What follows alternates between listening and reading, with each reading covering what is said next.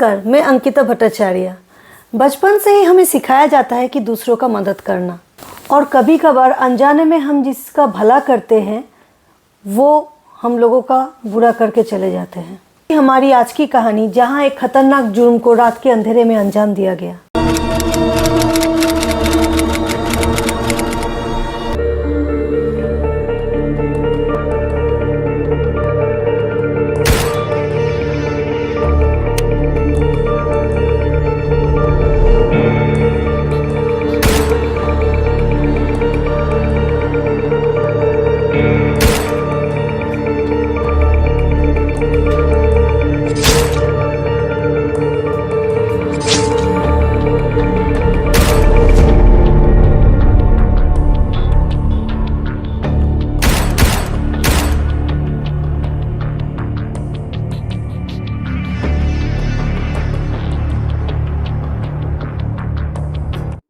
ये कहानी है कूच बिहार शहर की। कूच बिहार शहर वेस्ट बंगाल में ही है और सिलीगुड़ी का बहुत ही नज़दीक में पड़ता है, कुछ घंटे की दूरी है।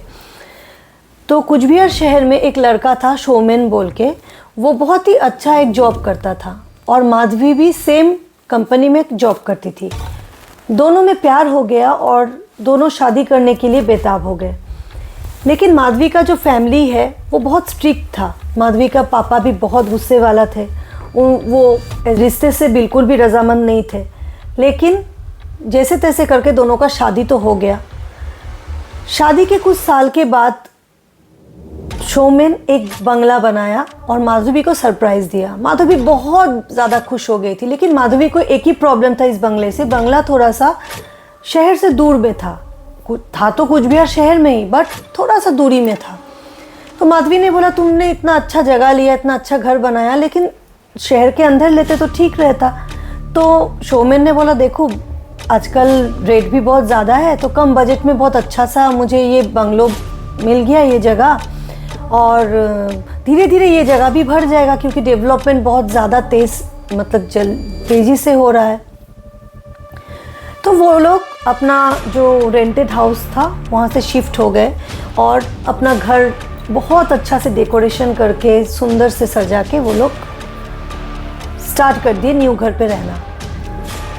ऐसे रहते रहते वहाँ से मतलब ऑफिस भी काफ़ी दूर पड़ता था, तो वो लोग फिर एक गाड़ी भी ईएमआई में ले लिए।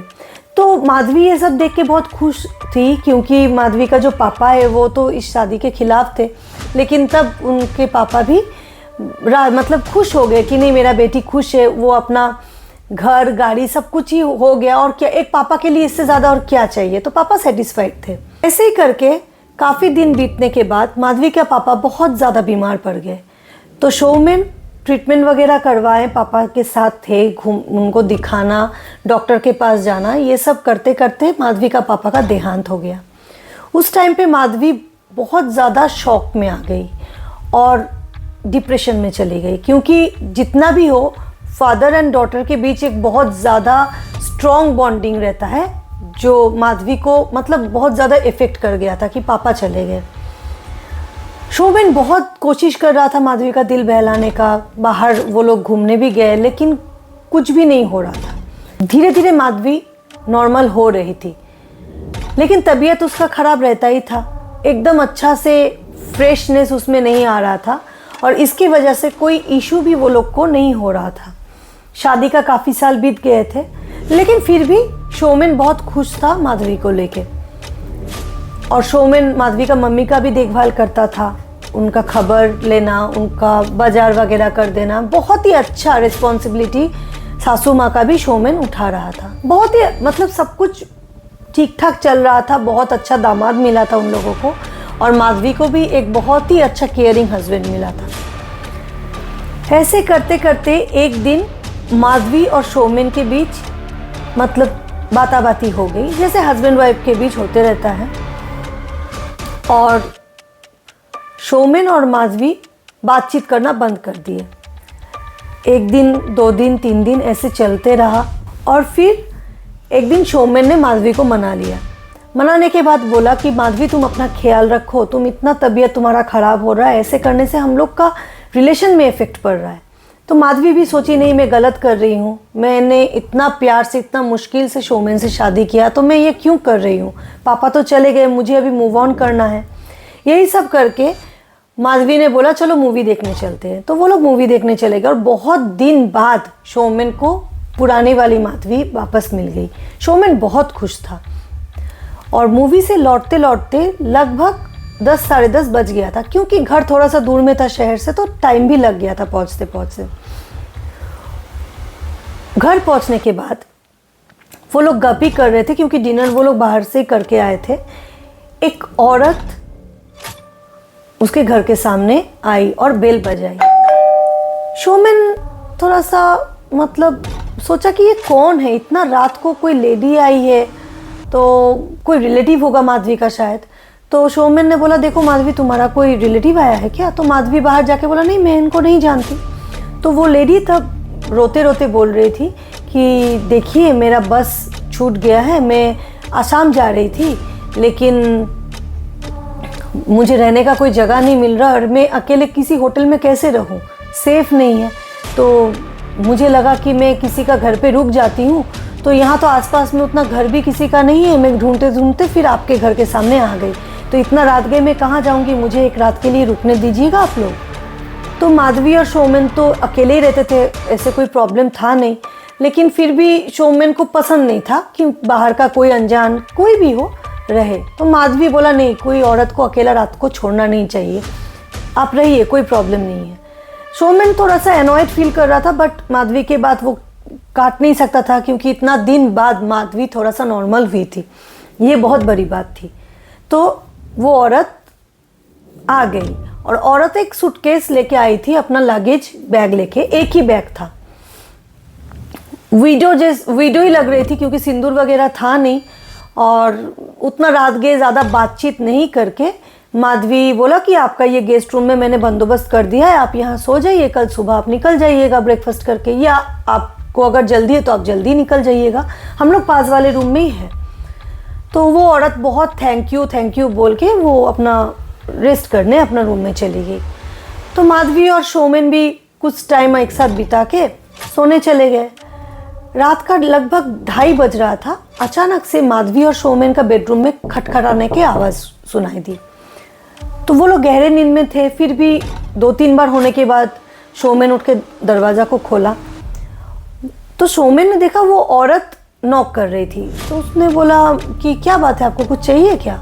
रुकिए मैं माधवी को बुला देता हूँ, क्योंकि शोमैन को उतना पसंद नहीं था और एक लेडीज से वो क्या बात करेगी। माधवी उठ के आई, आने के बाद बोली कि क्या हुआ, आपको कुछ चाहिए क्या, आप इतना रात गए बुला रहे हैं? बोले देखिए अननोन प्लेस है, मुझे नींद नहीं आ रहा है, बहुत डर लग रहा है, क्योंकि आपका घर का आसपास बिल्कुल खाली है, तो मुझे नींद नहीं आ रहा है, तबीयत ख़राब कर रहा है मेरा, कल सुबह मुझे फिर बस भी पकड़ना है। तो माधवी ने बोला मैं क्या कर सकती हूँ, बोलिए आपको कैसे कंफर्टेबल फील होगा। तो वो लेडी ने बोला कि आप मेरे साथ सो जाओगी तो मेरे लिए थोड़ा सा अच्छा रहेगा, अब तो रात का 2:30 बज ही गया है, 2-2:30 कम से कम, तो कुछ देर की बात है, फिर मैं निकल जाऊंगी। तो माधवी ने शोमैन से पूछा कि कोई तो प्रॉब्लम नहीं है, वो अकेली है, डर रही है, और अकेले औरत को ऐसे छोड़ना भी नहीं चाहिए। देखिए कोई भी ऐसा करेगा, अगर मेरे पास भी ऐसा कोई हेल्प मांगने आए या कोई औरत मुझे बोले कि नहीं मेरे साथ वो कंफर्टेबली सो सकती है, तो कोई प्रॉब्लम नहीं है, हम लोग तो आगे बढ़ के उनका मदद करेंगे ना। तो माधवी चली गई उसके साथ सोने के लिए, और शोमैन भी अपना रूम लॉक करके सो गया कि ठीक है कोई बात नहीं, कुछ घंटे की बात है, प्रॉब्लम नहीं होगा। तो ऐसे ही 1-1.5 घंटा बीता।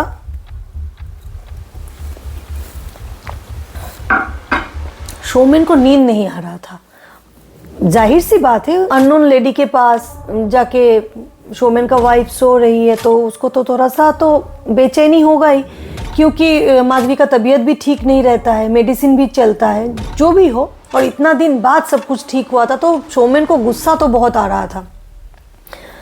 अचानक से शोमैन उठ के स्मोक कर रहा था, वो स्मोक करता था, तो विंडो के पास खड़ा होके वो स्मोक कर रहा था। तब थोड़ा सा रोशनी दिखाई दिया, मतलब भोर हो ही रहा था, सुबह का किरण दिख रहा था हल्का हल्का, अचानक से शोमैन देख रहा है कि वो जो लेडी है वो अपना सूटकेस लेके जा रही है, बाहर निकल गई घर से। तो शोमैन आवाज़ दिया खिड़की से कि आप कहाँ जा रहे हैं, अभी तो टाइम भी नहीं हुआ, भोर एकदम, इतना सुबह सुबह आप कहाँ जा रहे। तो वो पीछे मुड़ के देख के सीधा निकल गई, बहुत हड़बड़ा के, मतलब जैसे उसका ट्रेन छूट रहा हो। शोमैन को थोड़ा अजीब लगा, लेकिन वो सोचा कि ठीक है चला गया तो अच्छा ही बात है। वो मेन गेट लगाने गया और ये भी देखने गया कि माधवी क्या कर रही है, सो रही है या जग गई हुई है, तो वो भी देखने वो चला गया। शोमैन गेट लगा के जब वो गेस्ट रूम की तरफ गया तब देख के वो दंग रह गया माधवी को देख के। और मतलब उसने देखा कि उसका जो वाइफ है वो बेड पे लेटी हुई है और खून से लथपथ है, क्योंकि वो जो लेडी थी माधवी का दोनों आई और किडनी निकाल के अपना वो सूटकेस में भर के सुबह सुबह रवाना हो गया। आप लोग सोच सकते हैं कि वो उतना सा टाइम पे माधवी का दोनों आईज निकाल दिया और किडनी भी निकाल के वो अपना सूटकेस में भर के कैसे करके निकल गई और खून से लथपथ माधवी को मरते हुए वैसे ही छोड़ के चली गई। ये देख के शोमैन पागल की तरह हो गया था कि ये क्या हो गया, और आसपास में उतना मदद करने वाला था भी नहीं, और क्या मदद करता, सब कुछ तो खत्म ही हो गया था। और बाहर जाके वो दौड़ के वो औरत को पकड़ने गया ही था, देखा कोई भी नहीं है, क्योंकि वो तो तब तक भाग गई थी। तो यही है स्टोरी, और ये बहुत ही दिल दहलाने वाला स्टोरी है। मतलब ये सब ही होता है, ये सब ट्रू स्टोरी है। आप लोग सोच सकते हैं कि किसी का मदद करना कितना भारी पड़ सकता है इस टाइम पे। आजकल का डेट पे कभी भी किसी पे भरोसा नहीं करना चाहिए। ये सीख कम से कम हम लोगों को मिलती है ऐसा स्टोरी सुनने के बाद। और एक अच्छा सा घर जो बसा हुआ था, इतना स्ट्रगल के बाद दोनों हस्बैंड वाइफ मिले थे, वो कुछ घंटों में सारा कहानी खत्म हो गया। यही स्टोरी था। अगर ये स्टोरी आप लोगों को अच्छा लगे तो please do subscribe my channel, like कीजिएगा, शेयर कीजिएगा, कमेंट ज़रूर कीजिएगा। Thank you.